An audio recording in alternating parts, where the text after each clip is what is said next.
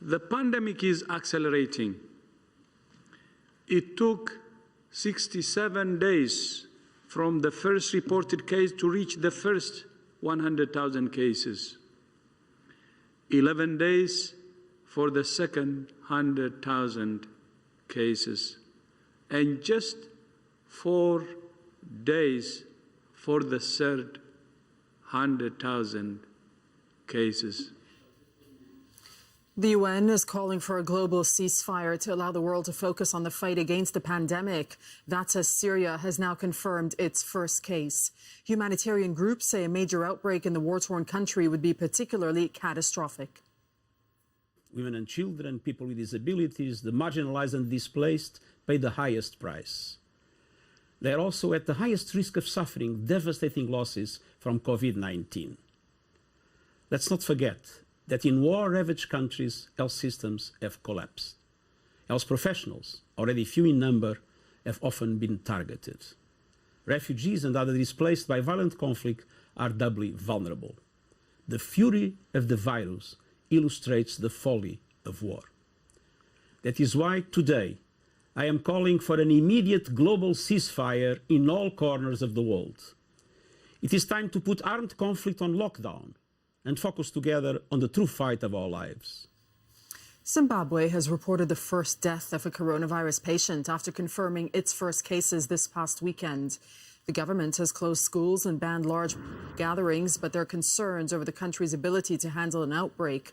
Zimbabwe's health system has suffered critical shortages of equipment and drugs for years. And late last year, the UN warned the country is on the brink of man-made starvation, with some 8 million people facing food insecurity.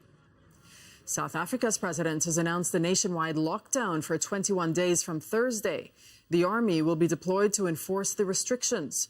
There are more than 400 confirmed cases of coronavirus in South Africa, but no deaths.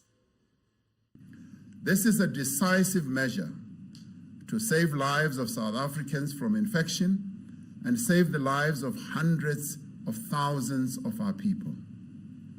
While this measure will have a considerable impact on people's livelihoods, on the life of our society and on our economy, the human cost of delaying this action would be far, far greater. Well, global financial markets continue to suffer as the coronavirus pandemic worsens. The Dow Jones in New York is trading down more than 3% after another day of falls across Asia and Europe. No traders were allowed into the New York Stock Exchange on Monday, and all market trading is happening electronically because of the shutdown of New York. Meanwhile, the U.S. Senate has failed to agree on a $1 trillion stimulus bill aimed at boosting the economy during the pandemic. This is the second time the legislation hasn't passed. Politicians are under increasing pressure to prevent an economic collapse, but they've been divided on what the final package should actually look like. Democrats are saying that Republican proposals are favoring corporations rather than putting workers first. You're up to date with the headlines on Al Jazeera. More news coming up after sand wars and ecological investigation unveils a global emergency.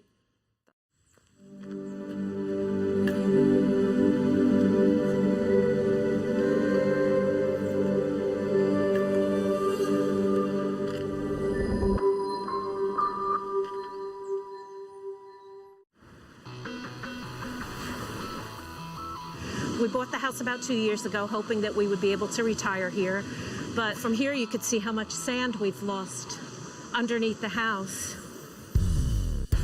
The world is running out of sand, consumed by industry and construction.